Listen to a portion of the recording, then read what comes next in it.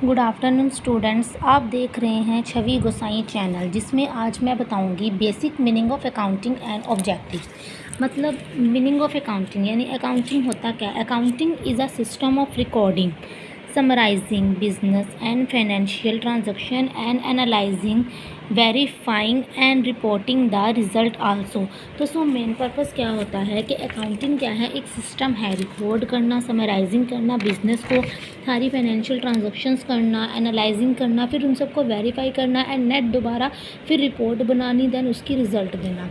And principles and procedure of this system study accounting as a freshman.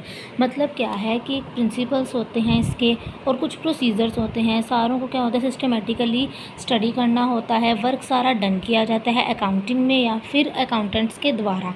Profit and loss क्या है, इसके example हैं किसके, accounting की। अब हमारे पास आती है डेफिनेशन में हम बताएंगे American institute and certified public accountants के द्वारा। मतलब accounting is an art of recording, classifying and summarising in a significant manner and in terms of money transactions. मतलब क्या होता है कि अकाउंटिंग क्या है, एक आर्ट है।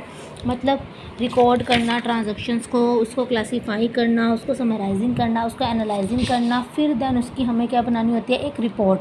तो ये तो मीनिंग होता है बेसिकली हमारा अकाउंटिंग का। अब है हमारे पास नीड फॉर अकाउंटिंग, यानी अकाउंटिंग के लिए हमें किन किन चीज़ों की ज़रूरत पड़ती है। तो मैंने यहाँ पे एक चार्ट बनाया है नीड ऑफ अकाउंटिंग। अकाउंटिंग करने के लिए हमें किन किन चीज़ों की ज़रूरत पड़ेगी। सबसे पहले बिज़नेस फॉरकास्टिंग, यानी अपने बिज़नेस को चलाने के लिए हमें देखना होता है कि हमारे पास कितना पैसा है, हम कितना इन्वेस्ट कर सकते हैं, कितना हमारे पास मनी है, कितनी हम किसी से बोरो करके अपना बिज़नेस चला सकते हैं। करेक्ट टैक्सेशन, यानी हमने जो भी टैक्सेशंस करनी है वो बिल्कुल करेक्ट होनी चाहिए, इस चीज़ की ज़रूरत पड़ती है। परफॉर्मेंस ऑफ बिज़नेस की performance is a main important part of the need of accounting. यानी हमें क्या करना होता है, बिज़नेस की परफॉर्मेंस देखनी होती है। अगर तो हमारा बिज़नेस उसकी परफॉर्मेंस अच्छी है, उसकी गुडविल अच्छी है, तो क्या होता है कि लोग हमारे बिज़नेस की तरफ इंक्रीज़ आएंगे।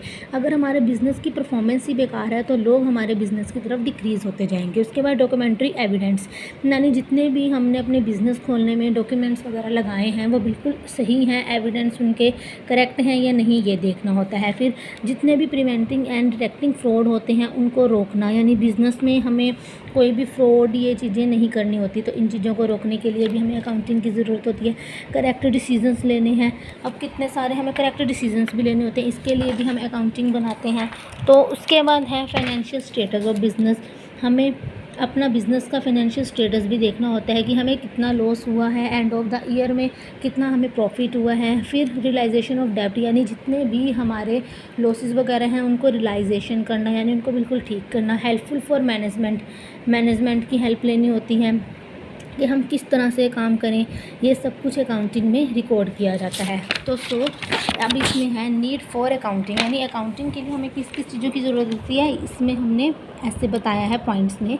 सिस्टमेटिक रिकॉर्डिंग ऑफ ट्रांजैक्शन, यानी सिस्टमेटिक तरीके से सारी ट्रांजैक्शंस को रिकॉर्ड करना। Determination of profit and loss, यानी प्रॉफिट एंड लॉस को देखना।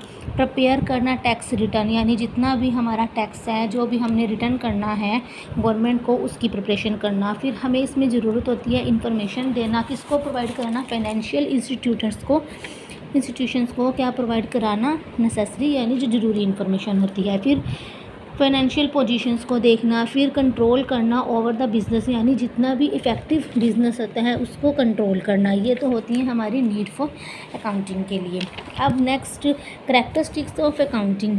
स्टूडेंट्स, इसमें अभी मैंने करैक्टरिस्टिक्स ऑफ अकाउंटिंग नहीं बताया, लेकिन मैंने इसमें अकाउंटिंग साइकिल का पूरा स्ट्रक्चर डिफ़ाइन किया है। सबसे पहले आती है हमारे पास जर्नल हमें बनानी होती है। उसके बाद लेजर, हमने बनाई कुछ लेजर। उसके बाद हमने बनाया ट्राई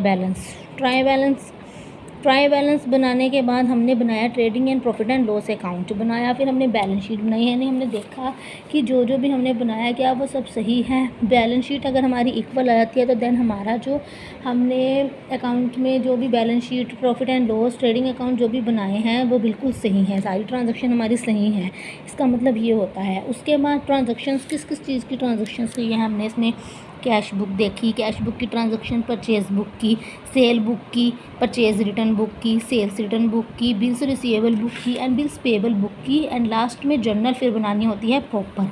यानी हमें ये सारी ट्रांजैक्शंस देखनी है कि हमने जो कैश बुक में अकाउंट्स बनाए हैं क्या वो बिल्कुल सही बनाए हैं, यानी जितना भी हमने कैश प्रोवाइड किया है क्या बिल्कुल सही लिखा है अमाउंट, जितना भी परचेज़ किया है क्या वो सही लिखा है, जितना हमने सेल किए हैं प्रोडक्ट क्या उनकी अकाउंटिंग बिल्कुल सही हुई है, जितना परचेज़ रिटर्न किया है क्या उनकी सही हुई है, जितना सेल रिटर्न किया है क्या उनकी अकाउंटिंग सही बनाई गई है, बिल्स कितने रिसीवेबल हुए हैं उनकी अकाउंटिंग सही है, बिल्स कितने पेबल किए गए हैं उनकी अकाउंटिंग सही है। लास्ट में हम बनाते हैं जर्नल प्रॉपर, यानी एक जर्नल प्रॉपर बनाई, देन उसके बाद हम सारा कुछ प्रोवाइड करा देते हैं अपने कंपनी के मैनेजर्स को, ठीक है। उसके बाद ये होता है हमारा अकाउंटिंग साइकिल। तो अब कल हम करेंगे characteristics of accounting. Please subscribe and like ज़रूर करें मेरे चैनल को। Thank you.